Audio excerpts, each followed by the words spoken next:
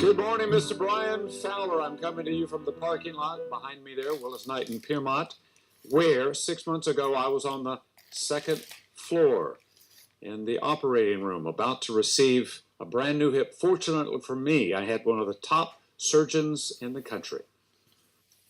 40 years of seeing some of the Arklatex' best work. And yet, in recent months, it got harder and harder to climb those mountains, walk those riverbanks. Thought it might be over for me. Then I met this man, Dr. Cambize Shahrdar. He's an orthopedic surgeon at Willis Knight. He told me the pain in my leg was a severely arthritic hip and he could fix it. It's called a total hip replacement. Now, this surgery has been done thousands of times for more than 50 years. Most of those done using what is called the posterior approach, cutting through the gluteus and rotator muscles. I figured I was facing some serious pain and downtime. Then Dr. Shahrdar showed me videos like these, patients walking really well 2 weeks after surgery. I was amazed. Did some research, discovered Dr. Shahrdar is a popular guy. I was getting people from Alabama, Mississippi, from Texas, from Dallas coming here to get their hip replacement. That was 15 years ago. At the time, Dr. Shahrdar was the only surgeon in this part of the country doing what is called the anterior approach to hip replacement. Here, the incision is in the front, and no muscles or tendons are cut. You're literally cutting no muscle? No muscle. None. We don't cut, split, or detach any muscle. Yeah. What that means is usually less pain, quicker recovery. Sometimes the differences are stunning. I spoke with this week.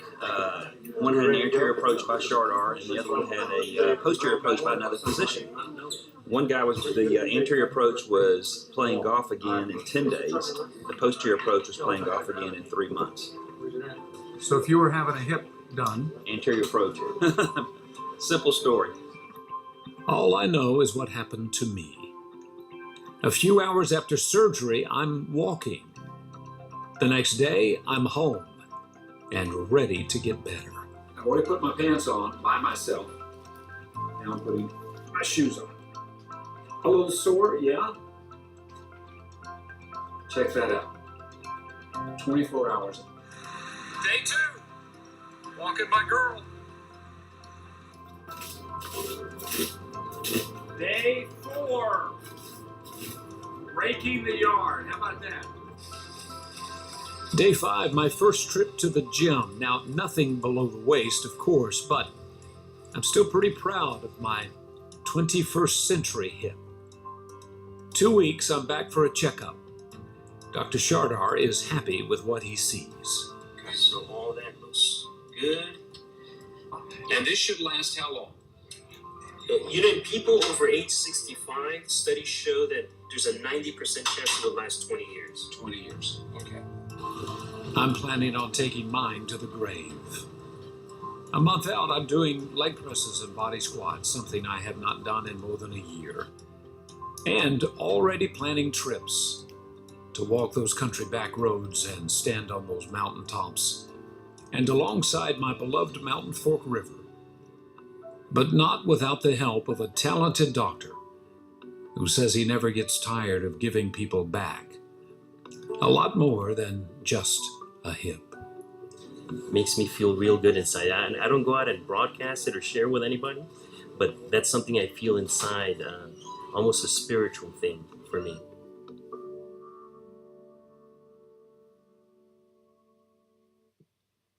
Now, Dr. Shahrdar emphasizes whatever approach you use, anterior or posterior, the end result after a year exactly the same. The key is choosing a good surgeon. But if you need a hip, I highly recommend it. It can change your life for the better. And we will have more news and weather right after this.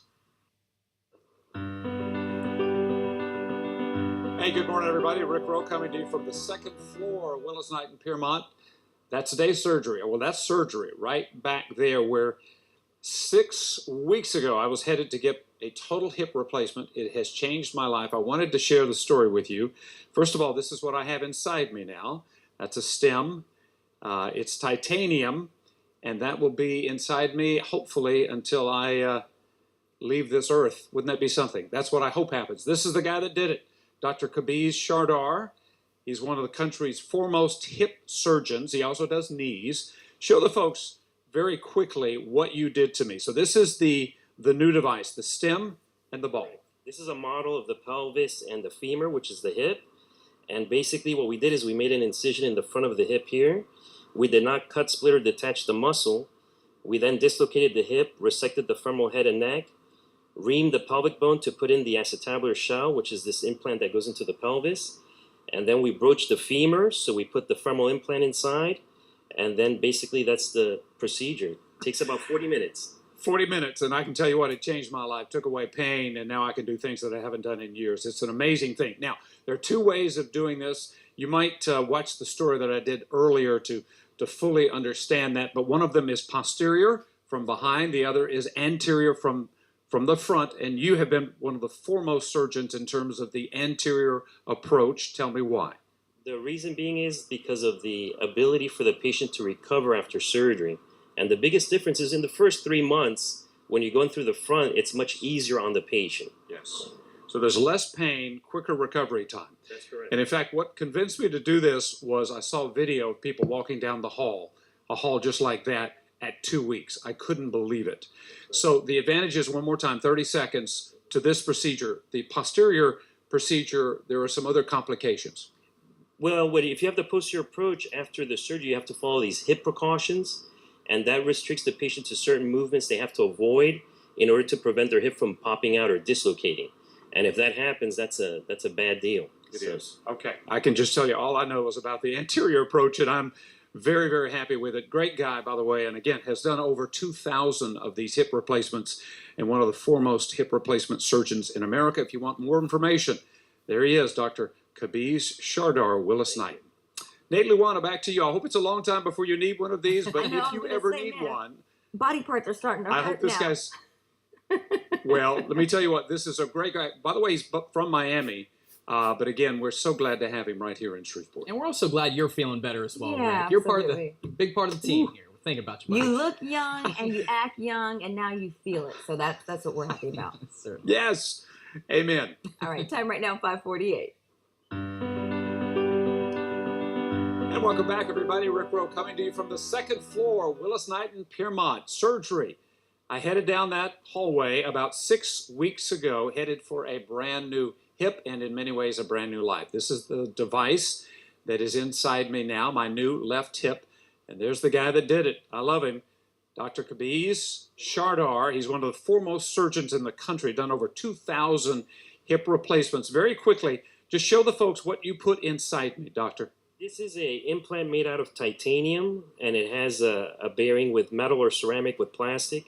And it's a proven device, has over a 30-year track history, and should hopefully, if you're over 50, 60, should last the rest of your life. The rest of my life. That's a beautiful thing. Now, we talked about in the earlier story, there are two primary ways that people do this. One of them is the traditional method from behind. You do what we call the anterior procedure. Why? The biggest reason why I do the anterior approach is that during the surgery, I'm able to optimize positioning of the implants, and it also helps the patients with the recovery, and they don't have hip precautions to follow after the surgery. Okay. You don't cut through any muscle or tendons as opposed to the posterior approach, which means you mentioned those precautions. What do you mean? If you have a posterior approach, because all the muscles are cut in the back of the hip, you have to avoid certain positions, because if you flex your hip too much or internally rotate it, the hip can dislocate out the back, and that means it can pop out. So you can't cross your legs, you can't bend over, things that... Your side, can't lean forward to touch your toes, tie your shoes, things like that. Okay. For the first 6 weeks. For the first 6 weeks. Yeah. Long term, both procedures have equally good outcomes. That's correct. That's Okay. correct. Yeah. All right, I can tell you this. I felt great. I was amazed. Now, again, I don't want to overplay it. There's a little pain. There's some soreness. You're going to limp for a while, but within 2 to 3 weeks, it was amazing. You've had some incredible experiences. Some of your folks playing tennis within a couple of weeks, golf. That's right. Yeah, they're doing things they're not supposed to do. But they feel so good that they do it. That's right. And the point I wanted to make, folks, is that I really was experiencing fairly severe leg pain. I had no idea it was a bad hip, and that's what I wanted you to know. I wanted you to be aware that Dr. Shahrdar has done over 2,000 of these. When it comes to hip, nobody does it any better than he does. If you're interested, he's got a great manager. I don't know if it's your nurse, his nurse Holly. So call Dr. Shahdar's office at Willis Knight in Piermont. And this is the guy. Changed my life. Brand new hip. Nate Luana, back to you. And Rick, we certainly are glad you're feeling better. You think about how long it used to take people to recover. Getting up and Right. walking after a day is terrific. I know. I love seeing you up there It doing is. all of your exercises. Nice Yeah. to have you back. It is. Hey, look, I'm glad to be back. Brand new man. I'm going to be around for about 30, 40, 50 years. 50. This is going to That's- last. That's what we like to hear. Thanks, Rick. Time right now is 6:40.